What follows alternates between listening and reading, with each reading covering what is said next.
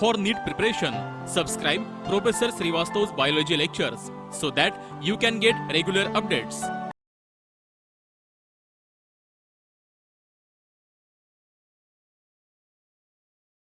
Okay, right. So in previous lecture काल आपण development of female गॅमेटोफाइट discuss केली. एक गोष्ट तुम्हाला लक्षात ठेवायची आहे की तुम्ही एंजिओस्पर्मकडे आला तर कालही मी जाता जाता तुम्हाला सांगितलं होतं की एंजिओस्पर्ममध्ये जे दोन्ही गॅमेट्स आहे म्हणजे मेल गॅमेट असू द्या किंवा फिमेल गॅमेट असू द्या दोन्ही गॅमेट्स हे नन मोटाईल आहे, ती मुवमेंट करू शकत नाही आणि त्याच्यामुळे एंजिओस्पर्म प्लांट्स म्हणजे फ्लावरिंग प्लांट्स यांनी काही मेकॅनिझम डिस्कवर केले आहेत की ज्या मेकॅनिझमने तो पोलन ग्रेन त्या स्टिग्मापर्यंत पोहोचू शकेल. अशा मेकॅनिझमला एंजिओस्पर्म करतो काय? एंजिओस्पर्म असे काही एजंट्स आहेत, काही abiotic agent, for example air असेल, फॉर एक्झाम्पल वॉटर असेल, काही बायोटिक एजंटमध्ये इन्सेक्ट्स असतील, बर्ड्स असतील, बॅट्स असतील, यांना हे एंजिओस्पर्मिक प्लांट यूज करतात to transfer the pollen grain from the anther to the stigma. आता या सगळ्या मेथड्स इथून पुढे आपल्याला 1-2 लेक्चर्समध्ये डिस्कस करायचे आहेत.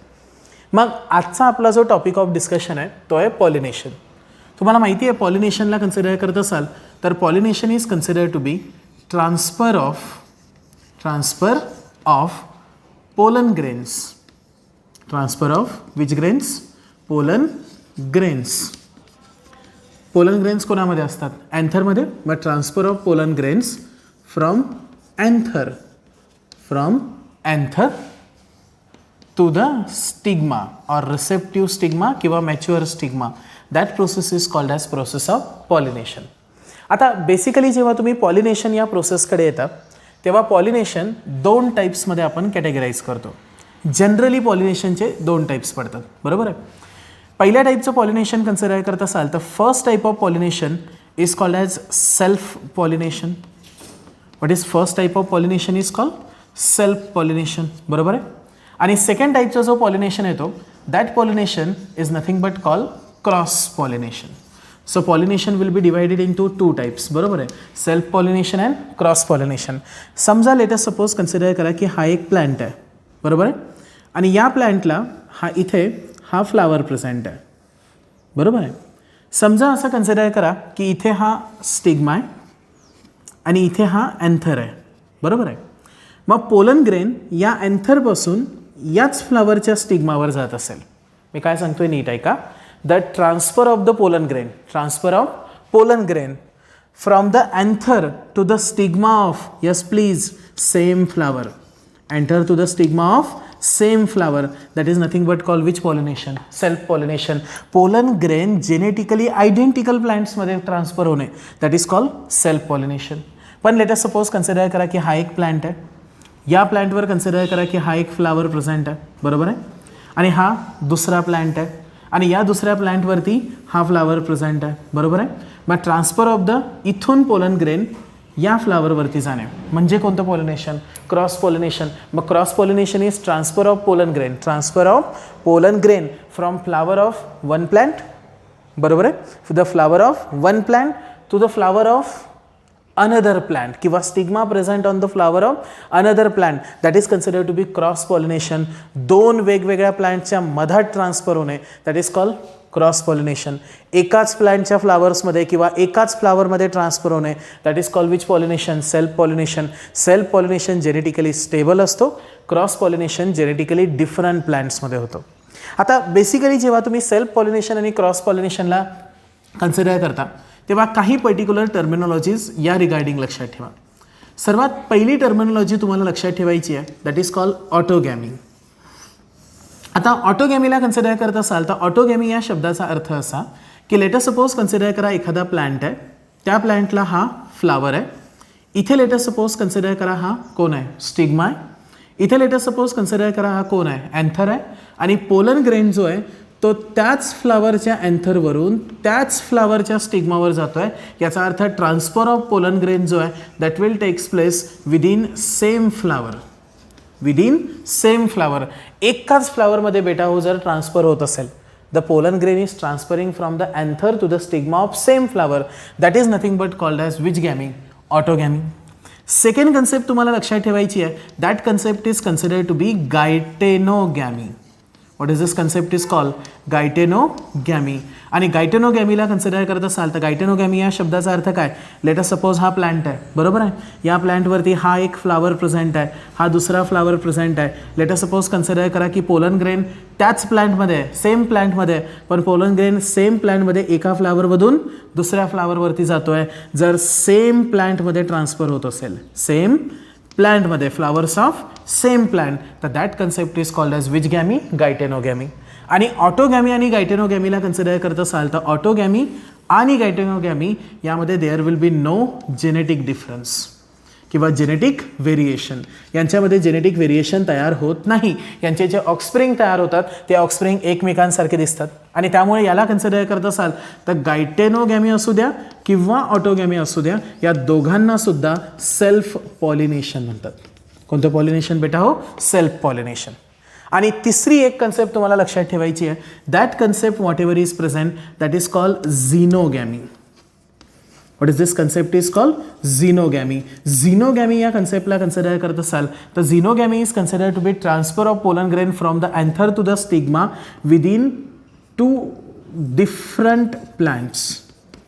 टू डिफरंट प्लांट्स म्हणजे समजा पोलन ग्रेन एका प्लांटच्या फ्लावरवरून दुसऱ्या प्लांटच्या फ्लावरवर जात असेल तर त्याला झिनोगॅमी म्हणतात. पण एक कंडिशन लक्षात ठेवा की that transfer should be within same species. That should be within same species. आता लेट अस सपोज कन्सिडर करा की तुम्हाला या पर्टिक्युलर कन्सेप्ट्सला लक्षात ठेवायचं असेल तर मला सांगा सेम फ्लावरमध्ये ट्रान्सफर होत असेल तर that is called which gamy. Autogamy. जर डिफरंट फ्लावरमध्ये ट्रान्सफर होत असेल तर that is whatever is present that is called geitonogamy. पण एकाच प्लांटवर प्रेझेंट असेल तर. आणि जर समजा दोन different plants within the same species जर ट्रान्सफर होत असेल तर that is whatever is present that is nothing but called as which gamy. Xenogamy. समजा असं कन्सिडर करा की तुम्हाला कोणी विचारलं की ऑटोगॅमीचं एक्झाम्पल काय, तर ऑटोगॅमीचं एक्झाम्पल तुम्हाला लक्षात ठेवायचं आहे. That is consider to be pea plant. त्याच्यानंतर गायटेनोगॅमीला कन्सिडर करत असाल तर गायटेनोगॅमीचं एक्झाम्पल लक्षात ठेवा Cucurbita. Which is the example Cucurbita. मी सिलेबसनुसार शिकवतोय त्यामुळे मी तुम्हाला तेच एक्झाम्पल सांगतोय. ओके चला आता हे काय काय डिस्कस केलं. पहिली गोष्ट मला एक गोष्ट सांगा. Transfer of pollen grain from anther to the stigma is called pollination. पॉलिनेशनचे दोन टाईप, सेल्फ पॉलिनेशन आणि cross pollination. Within same flower असेल same plant that is called self pollination. दोन डिफरंट प्लांट्समध्ये असेल तर that is called cross pollination. मग त्यात स्पेसिफिक टाईप्स लक्षात ठेवा. पहिला टाईप येतो कोणती गॅमी. ऑटोगॅमी. दुसरा टाईप कोणता गायटेनोगॅमी. सेम फ्लावरमध्ये असेल तर ऑटोगॅमी. सेम प्लांट दोन फ्लावर पण सेम प्लांटवर दॅट इज कॉल्ड गायटेनोगॅमी. दोन डिफरंट प्लांट पण belonging to same species that is called xenogamy. आता एक 2-3 छोट्या गोष्टी तुम्हाला पॉलिनेशनच्या लक्षात ठेवायच्या आहे. आता बेसिकली जेव्हा तुम्ही अँजिओस्पर्मकडे येता तेव्हा अँजिओस्पर्म वेगवेगळे फ्लावर्स डेव्हलप करतो to promote self pollination or to promote cross pollination. आता काही डिफरंट मेकॅनिझम्स तुम्हाला बघायला मिळतात. त्याच्या टर्मिनॉलॉजीज मी सांगतोय, थोडंसं लक्ष द्या. लेट अस सपोज कन्सिडर करा की तुम्ही या पर्टिक्युलर फ्लावर्सकडे आला which is consider to be chasmogamous flower. कोणता गॅमस. कॅझ्मोगॅमस फ्लावर. कॅझ्मोगॅमस फ्लावरला कन्सिडर करत असाल तर जेव्हा फ्लावर ओपन होत असेल, Wien the flower will become open आणि इट्स सेक्स ऑर्गन म्हणजे कोण अँड्रोशियम आणि गायनोशियम हे सेक्स ऑर्गन्स जर एक्सपोज होत असतील तर ओपन होणाऱ्या फ्लावरला कन्सिडर करत असाल तर ओपन होणारा फ्लावर इज कॉल्ड कॅझ्मोगॅमस फ्लावर. पण जर समजा फ्लावरला सेल्फ पॉलिनेशन करायचं असेल म्हणजे सेल्फ पॉलिनेशन फॉलो करायचं असेल तर सेल्फ पॉलिनेशन फॉलो करण्यासाठी जो फ्लावर आहे तो फ्लावर स्वतःमध्ये काही डिफरंट मॉडिफिकेशन्स दाखवतो. फॉर एक्झाम्पल कन्सिडर करा की फ्लावरला सेल्फ पॉलिनेशन करायचं आहे. जर फ्लावरला सेल्फ पॉलिनेशन फॉलो करायचं असेल तर मोस्ट ऑफ द फ्लावर जे आहेत ते बायसेक्शुअलिटी मेंटेन करतात. आता बायसेक्शुअलिटी मेंटेन करणं याचा अर्थ काय तर एकच फ्लावर असेल, लेट अस सपोज हा फ्लावर आहे तर या पर्टिक्युलर एकच फ्लावरवरती गायनोशियम पण आहे आणि अँड्रोशियम पण आहे म्हणजे मेल आणि फिमेल दोन्ही ओरल्स असतील तर दॅट इज बायसेक्शुअलिटी. दुसरी कन्सेप्ट कन्सिडर करत असाल तर काही पर्टिक्युलर फ्लावर्समध्ये तुम्हाला क्लिस्टोगॅमी बघायला मिळेल. कोणती गॅमी. क्लिस्टोगॅमी. आता क्लिस्टोगॅमी या कन्सेप्टला कन्सिडर करत असाल तर क्लिस्टोगॅमी फ्लावर कन्सेप्ट्समध्ये जे फ्लावर्स डेव्हलप होतात ते फ्लावर क्लोज्ड राहतात, ते फ्लावर कधीच नेव्हर ओपन होत नाही. मग जर मला सांगा फ्लावर ओपनच होत नसेल तर तो फ्लावर त्यांच्यामध्येच फक्त कोणतं पॉलिनेशन फ्लावर करतो, कोणतं पॉलिनेशन फॉलो करतो, सेल्फ पॉलिनेशन. मग बेसिकली जेव्हा मी बायसेक्शुअलिटीकडे येतो दॅट इज कॉल्ड, ज्या फ्लावरमध्ये मेल आणि फिमेल दोन्ही ओरल प्रेझेंट आहे दॅट इज कॉल्ड बायसेक्शुअलिटी. समजा लेट अस सपोज की फ्लावर नेहमी क्लोज. आणि तिसऱ्या टाईपचा जो पर्टिक्युलर मेकॅनिझम बघायला मिळतो that particular mechanism is called as homogamy. What is this mechanism is called homogamy. आता होमोगॅमी या मेकॅनिझमला कन्सिडर करत असाल तर होमोगॅमी या पर्टिक्युलर मेकॅनिझममध्ये जो अँथर प्रेझेंट असतो आणि जो पर्टिक्युलर स्टिग्मा प्रेझेंट असतो ते अँथर आणि stigma whatever is present they will mature at same time.